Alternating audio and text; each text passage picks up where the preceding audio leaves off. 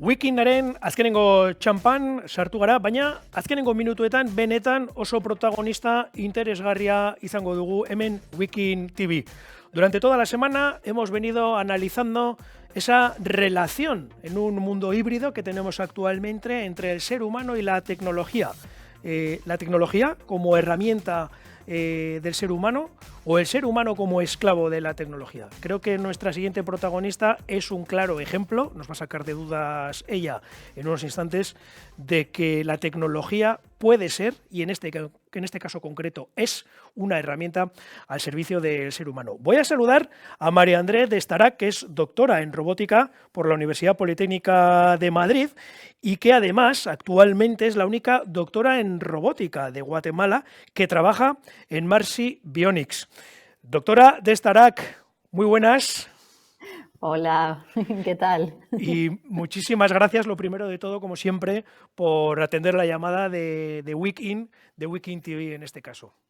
Nada, el gusto es mío en representación de Marcy para poderles contar lo que estamos haciendo hoy, que es sumamente interesante. Desde luego que lo es. Hablaremos ahora mismo del proyecto, pero voy a empezar con algo que he encontrado en las redes, porque yo podría decir todos los logros y todos los hitos de la doctora que está conmigo, pero es la única doctora en robótica de Guatemala que ayuda a niños con discapacidad. Eso sí que Así es es. un buen currículum vitae. Sí, yo siempre me sentiré de verdad muy satisfecha, pero también agradecida por todas las oportunidades que he tenido de estar haciendo lo que hoy hago y definitivamente de formar parte de un equipo maravilloso que está haciendo posible algo que antes era impensable para los niños y para sus familias. Bien, estamos hablando en concreto de algo que ha desarrollado Marcy Bionics, que es donde trabaja la doctora de Starac. Han desarrollado, presentado, se podía comercializar una vez que ha sido aprobado por la Agencia del Medicamento y del Producto Sanitario, un exoesqueleto infantil, en concreto un exoesqueleto pediátrico de asistencia de marcha. Vamos a Eso es, aterrizar esto. ¿Qué de significa acuerdo. esto? Bueno, significa que creo que debemos de empezar con el día a día, ¿no? De los niños que sufren alguna enfermedad incurable que les impide caminar. El día a día de estos niños es estar en una silla de ruedas o sentados en algún lugar y desplazarse por alguna habitación o por el colegio gracias a la silla de ruedas, ¿no?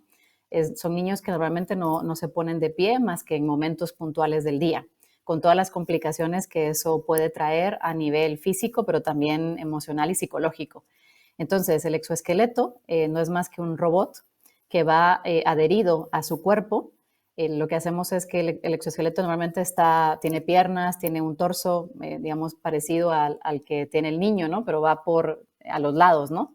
Del niño dándole soporte y está sentado y cuando el niño llega en su silla de ruedas a donde está el exoesqueleto, tras hacerle algún estiramiento, se le coloca en el dispositivo, se le ponen unas cinchas de seguridad porque son niños que normalmente pues no tienen suficiente fuerza para mantenerse de pie. Entonces le ponen unas cinchas para garantizar que no se van a caer, que todo va a ir bien. Y cuando ya está todo listo y el niño pues está colocado en ese dispositivo, lo activamos y ponemos de pie al dispositivo junto con el niño, que prácticamente va a su lado, ¿no? Va adherido a sus piernas. Y a continuación, que es lo maravilloso, pues lo ponemos a caminar. Le pedimos al niño que tenga una marcha hacia adelante o hacia atrás, mientras está recibiendo una terapia que normalmente son juegos, en donde buscamos que el niño no solamente está moviendo sus piernas gracias al exoesqueleto, sino también sus brazos, su torso, su cuello, gracias a los juegos que le pide el fisioterapeuta que haga y que tienen, por un lado, el fin de motivarlo y por otro lado, el fin de que mueva su musculatura para mejorar pues muchísimas cosas, ¿no? Como por ejemplo aumentar la fuerza, mejorar la respiración, mejorar el apetito, etcétera, etcétera. Así que eso es en resumen.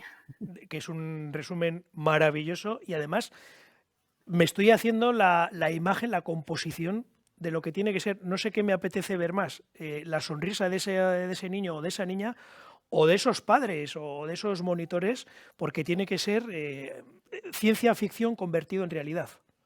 Lo es. Para nosotros, bueno, cada primera vez, es decir, cada primera vez que un niño utiliza el dispositivo, son instantes de mucha emoción, Evidentemente, a veces las lágrimas pueden, ¿no? Con el momento.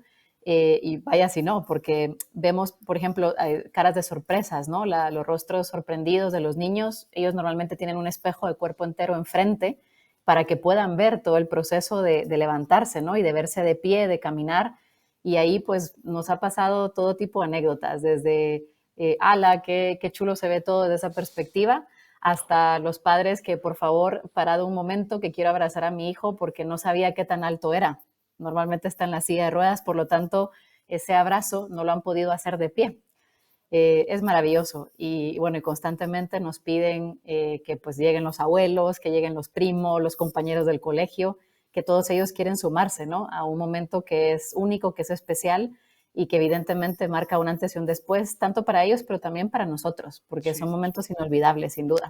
Sí, sí que lo marca. Además, claro, tengo la pregunta aquí, pero con tu respuesta ya me estoy dando cuenta que esto es mucho más amplio. Su éxito clínico no se queda solo en el aspecto físico, va también Eso al es. psicológico y mental. Eso es, nos cuentan los padres, casi todos los chicos que atendemos van al colegio y los padres nos cuentan que hay un cambio muy notorio en ellos cuando van al cole tras usar el EXO, porque claro, ellos tienen ahora una historia muy importante que contar, ¿no? Y se sienten con el autoestima arriba, ¿no? Muy emocionados. Y varios nos han pedido que también llevemos el exoesqueleto al colegio para que lo vean sus compañeros. Entonces, emocional y psicológicamente es muy importante para los niños, Sí. pero creo yo que también para sus familias, porque son instantes donde hay mucha emoción, pero donde también van viendo progresos, ¿no? Que afecta su calidad de vida, la mejora. Y es verdad que no van a caminar nunca por sí solos, pero en ese momento el niño puede sentirse pues que hace todo con normalidad, ¿no? Que todas aquellas cosas que quería hacer, pues ahora sí que las puede hacer y disfrutar, ¿no? Disfrutar mucho el momento, pasarlo bien, que es importante, ¿no? Ujú. Este exoesqueleto pediátrico, si no me equivoco, tiene nombre Atlas 2030, Eso es, es correcto, sí, y es correcto. creo que es noticia Ujú. porque cuando elaboramos esta entrevista nos hacíamos eco de que ya se podía comercializar. Resulta que a primeros de este mes de octubre se ha recibido una fantástica noticia desde Castilla-La Mancha, a través de una fundación, si no estoy equivocado. Sí, sí, eso es. Bueno, tenemos, por el momento ya tenemos dos unidades que están vendidas prácticamente. Una es para la Fundación Nipase, está en Guadalajara. Y bueno, ahora se suma esta nueva noticia, con lo cual ya no solo es el poder tener la autorización para salir al mercado, sino que empiezan las ventas, ¿no? Y para nosotros es muy relevante porque todo este esfuerzo, todo este trabajo que hemos realizado a lo largo de tantos años es para que más niños puedan beneficiarse de estos dispositivos, ¿no? Entonces, tras la adquisición de las diferentes unidades, sabemos que vamos a llegar a más niños y que el impacto es aún mayor. Entonces, todo ese trabajo se ve recompensado, ¿no? Porque está llegando para quienes fue creado. Ujú. Hablaremos ahora mismo del impacto y del futuro. Hay que decir que en Mars y Bionics, su presidenta, Elena García Armada, que también es este año premio Ada Byron a la Eso mujer es. tecnóloga, que tendremos la oportunidad de charlar, o hemos tenido la oportunidad de charlar con la premio juvenil, o la más joven, premio joven, no la senior, la que se ha llevado ella, pero sí que nos comentaba, o le hemos podido leer, que todo esto fue prácticamente de casualidad. Todo esto empezó con Daniela. Sí, efectivamente. Daniela, pues en su momento era una niña que se acercó a Elena. Elena estaba trabajando únicamente en ese momento en el CSIC, en el Centro de Automática y Robótica, y la familia de Daniela, en compañía de ella, pues llegaron a hablar con Elena y pedirle que si no podía diseñar un robot que ayudara a Daniela a caminar. Ella Perdona, había tenido un accidente. perdona, cuando Elena estaba centrada en otro proyecto. También tenía que ver con robótica, pero tenía que Eso ver es, mundo industrial. correcto. Eso es, son robots que caminan, pero su aplicación era para fines industriales, no tenía nada que ver para fines médicos, ¿no? Ujú. O clínicos. Así que fue impresionante porque esos padres pues se imaginaron, ¿no? Que si podían hacerse esos robots para la industria, ¿por qué no para su hija, ¿no? Y Correcto. así fue como Elena pues toma la decisión de empezar, digamos, esa línea de investigación. Empieza así, ¿no? Como una línea de investigación, a ver hasta dónde se puede llegar. Y pues de algo que era simplemente un prototipo, se pasa ya pues, a fundar Marcy Bionics y después a empezar a trabajar ya en un producto, que es lo que el Atlas 2030 es hoy en día, ¿no? Ujú. Estamos hablando que es un proyecto, que en su día también sería un reto, de 8 años de duración, si no me equivoco. Sí, ¿En sí. qué medida han podido influir los avances tecnológicos que estamos viviendo en estos últimos años? O sea, entiendo que han podido ayudar. Sin duda, muchísimo. Por ejemplo, creo que uno de los mayores retos que tenemos hoy en día siempre son las baterías, ¿no? Y lo vemos con los móviles, ¿no? Cada vez las baterías suelen durar más tiempo, se recargan más rápidamente. Entonces, con un dispositivo como este es un reto importante porque evidentemente no va a estar enchufado a un tomacorrientes, ¿no? Queremos darle la libertad tanto al fisioterapeuta como al niño de que se pueda desplazar en un pasillo, en una sala, y por lo tanto la batería pues es crítica, ¿no? Tiene que durar lo suficiente como para poder atender toda una sesión completa, ¿no? Y aquí sí que los avances tecnológicos nos ayudan porque, bueno, cada vez están desarrollando tecnología de baterías que son cada vez más compactas, pero que también pueden durar más tiempo. Por un lado, también están los motores, que son una parte primordial del dispositivo. Son prácticamente los que ayudan a poner de pie al niño y que le ayudan a caminar, y cada vez vemos que los motores tienen suficiente fuerza, pero también son cada vez más pequeños, más silenciosos, que es algo importante. Entonces, nos ayuda muchísimo todos esos avances para ir consiguiendo pues cada vez un producto más interesante y obviamente pues tras 8 años salir al mercado, que era lo que queríamos, ¿no? Ujú. Ver robots en la industria sí que estamos acostumbrados. De hecho, hace 8 años Elena estaba trabajando sobre ello, pero atendiendo a las personas es más complicado. Yo no sé si la pandemia Sí. nos ha podido usar o nos ha podido ayudar a ver, pues eso, desinfección de hospitales, la telemedicina, pero si no llega a ser por la pandemia nos hubiese impactado quizás más. Sí, es posible. Digamos, en nuestro caso, nosotros seguimos, a pesar de la pandemia, a pesar de las restricciones, nosotros continuamos adelante con nuestros ensayos clínicos gracias a que los padres decidieron apoyarnos, ¿no? Y entonces asistíamos, obviamente, muy pocas personas a esas sesiones con el fin de demostrar que el dispositivo era eficiente. Y creo yo que también durante la pandemia se vio la necesidad de contar con estos dispositivos. Muchos de estos niños dejaron de ir al colegio con todo lo que eso supone, ¿no? Porque al final pues les tiene que afectar muchísimo a todo nivel. Y bueno, contar con estos dispositivos que aunque hubiese una pandemia puedan llevarse a su casa, por ejemplo, fue algo que en algún momento fue una idea que se tuvo, pues claro, podría haber sido genial, ¿no? Yo creo que la pandemia tuvo su lado obviamente negativo, pero también ha tenido un lado positivo, y para la robótica, ya lo que tú mencionabas, ¿no? Los robots de desinfección, pero también, por ejemplo, se crearon muchísimos algoritmos de inteligencia artificial que Correcto. rápidamente examinaban radiografías de personas con COVID que estaban realmente mal, y se comparaban, ¿no?, con una base de datos de pacientes que ya habían podido salir adelante, ¿no?, tras el COVID. Entonces se comparaban esas radiografías con inteligencia artificial y rápidamente se le decían a los hospitales o clínicas de donde provenía lo que había que hacer. Mira, este paciente efectivamente tiene que ir a la UCI o este no. Entonces yo creo que fue impresionante, ¿no? La robótica, las técnicas de inteligencia artificial y todo lo que es Big Data se vio beneficiado. Ujú. Igual con esta pregunta que te hago me estoy yendo a un punto futurista o de ciencia ficción. Eh, ¿Se apoya, en tu caso, te apoyas en la robótica para tu trabajo? En general, la relación o visión que tenemos los seres humanos con respecto a la robótica es un poco de reticencia de "Oye, nos van a conquistar o nos van a quitar el trabajo". Sí, sí, pues yo creo que el ejemplo del Atlas, de este exoesqueleto, es fantástico para demostrar que hay otro punto, o sea, otra perspectiva, ¿no?, que debemos de fijarnos en ella, y es que la robótica se puede convertir en una herramienta buenísima para resolver problemas actuales, ¿no? Y hay un problema, digamos, con estos niños: ellos no pueden caminar, o sea, no existe nada que les ayude a caminar más que este dispositivo, ¿no? Y eso es genial. Entonces, la robótica tiene otra cara, que es una cara muy social, muy humana, que te permite tener esas emociones de las que narraba yo, esas sonrisas, esos instantes de felicidad, de que se te saltan las lágrimas, ¿no? Ujú. Entonces, creo que tenemos que ver esa perspectiva también muy interesante, y creo yo que ver a los robots en general, más que como algo negativo, como herramientas de trabajo que nos permiten hacer cosas que normalmente no podríamos hacer. Además que como una amenaza, como una herramienta, que es un poquito Eso es, lo que decía al exactamente. principio. En esta relación entre ser humano y tecnología es un ejemplo claro el vuestro de es la tecnología al servicio del ser humano. Exactamente, lo vemos con los fisioterapeutas. Normalmente, si ellos no tuvieran el exoesqueleto, trabajarían de una manera muy distinta con los niños y teniendo al niño en el exoesqueleto, las manos del fisioterapeuta están libres para poder interactuar más con el niño, para poder dar una terapia más eficiente. Ese es el Ujú. objetivo y al mismo tiempo recopilar datos que de otra manera no podría tener de cómo va evolucionando la rehabilitación en ese paciente. Ujú. Ya nos has contestado de alguna manera cómo ha podido afectar en vuestro sector la pandemia y que puede llegar a ser una oportunidad.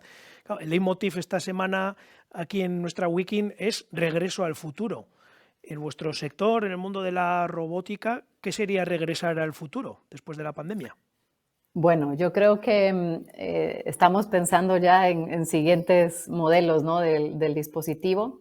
Yo lo que creo es que toda la pandemia nos ha demostrado cómo la tecnología puede ayudar, quizás entonces hay menos miedo y nosotros lo que queremos es seguir innovando, ¿no? Y pensamos, por ejemplo, en el Atlas, que el Atlas ya no sea solo de uso clínico, sino que pudiera usarse en la casa, por ejemplo, ¿no? Eso sería para nosotros como regresar al futuro, ¿no? Pensar en mecanismos más livianos, más pequeños, pero que siguen haciendo su trabajo, ¿no? Que es rehabilitar, ayudar, darle soporte a los pacientes. Te he leído en alguna ocasión que se ha dado un paso hacia la democratización del acceso a la prótesis infantil. ¿Por qué no se hizo antes esto? ¿O por qué no se ha podido Bueno, hacer antes? principalmente por cuestiones de financiación. Eso es quizás lo más Sí. complicado en un proyecto como este. Es un proyecto complejo, es decir, todo el dispositivo tiene una parte electrónica, mecánica y de software muy compleja y evidentemente no va a ser a la primera que logres encontrar qué te resulta mejor. Por lo tanto, hay que probar cosas, ¿no? Y para eso tienes que comprar, validar, al final, pues es una cuestión de presupuestos, por un lado, o sea, de no contar con la financiación, pero también por otro, como ya bien mencionabas, una cuestión de lo que el avance tecnológico te va ayudando, ¿no? Van surgiendo nuevas soluciones que tú puedes incorporar y que van perfectamente con tu dispositivo, ¿no? Pero Ujú. principalmente ha sido un tema de financiación. Es un proyecto muy complejo que requiere una fuerte inversión para poderlo llevar al mercado y hacer que esa democratización de la que hablamos, ¿no? Que lo pueda utilizar la mayor cantidad de pacientes posibles para los que fue creado, que en este caso son niños con una enfermedad incurable que les impide caminar. Voy a hacer una pregunta un poco complicada, al hilo de lo que estamos hablando de financiación. ¿Se invierte adecuadamente en investigación a día de hoy? Yo diría que no, que todavía falta, se invierte algo, pero falta más, no lo adecuado, no lo que quisiéramos, evidentemente. Este proyecto se podría haber visto acelerado e incluso salir antes al mercado si se hubiera contado con una financiación antes, ¿no? Y una buena financiación en su momento. Por eso ha tardado tanto, por eso ha sido tan complejo llevarlo al mercado y ponerlo al servicio de la sociedad. Ujú. Y en alguna entrevista también ha declarado que las mujeres que trabajan en este sector, que por cierto son pocas, se caracterizan por su constancia y trabajo duro, apasionadas. ¿Esa es la base del talento en el sector?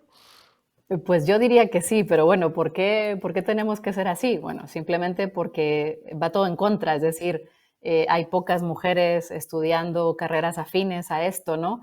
Y siempre hay como ese temor, ¿no? De que es muy complicado, que hay que saber mucho de matemáticas y cosas por el estilo, ¿no?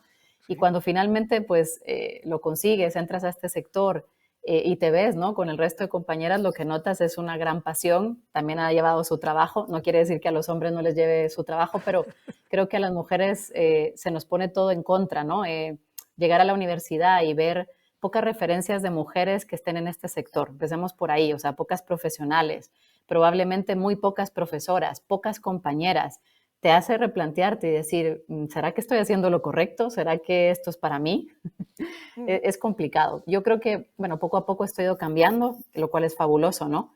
porque sí creo totalmente que en cualquier área del conocimiento humano es necesario el aporte de hombres y mujeres. La visión de cada género es muy importante y creo que juntos podemos aportar muchísimo. Así que es verdad que ahora somos pocas, pero cada vez se va viendo más presencia femenina y eso es bueno. Sean hombres o mujeres, ¿se abren también oportunidades en este sector?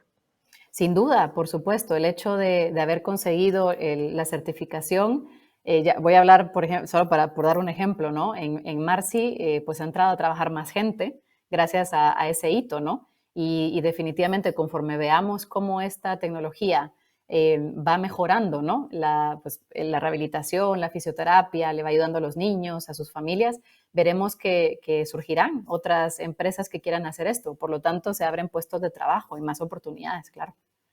Regreso al futuro, que es el leitmotiv de nuestra Wikin, en este uso de la robótica para el desarrollo de dispositivos médicos, la robótica industrial, de la que también hemos hablado, ¿qué otros usos podemos hacer en materia de robótica para hacer de San Sebastián una Smart City? Bueno, hay, yo diría que muchos temas, por ejemplo, el control de tráfico, por ejemplo, que aunque parezca que no lleva parte robótica, pero lleva tecnología que está asociada a la robótica, ¿no? Como por ejemplo la visión artificial, que son cámaras que están monitorizando lo que está ocurriendo, ¿no? Entonces hay un control inteligente del tráfico. Eso quiere decir que si no hay, por ejemplo, yo voy en una vía y no hay ningún otro coche, pues me sigue dando en verde los semáforos, por ejemplo, llego más rápido a mi destino, ¿no? Podría ser control de peatones también. Así que bueno, como vemos, hay un sinfín de aspectos en los que nos podría ayudar la robótica. Y yo ¿Y espero que poco a poco más ciudades españolas, ¿no?, vayan utilizando esta tecnología. qué es lo que crees que va a ser lo próximo que veamos? En general en robótica, dices. Sí, sí, sí, en una Bueno, ciudad. yo creo que veremos cada vez más dispositivos en el área médica, más robots, por ejemplo, que en sala de operaciones, que ya los hay, pero cada vez veremos más. Veremos más dispositivos también que sean de ayuda o de soporte, por ejemplo, no necesariamente rehabilitación, sino de soporte para diferentes actividades, tras tener un accidente o una lesión. Y obviamente veremos mucha mejoría en cuanto a los sistemas de inteligencia artificial.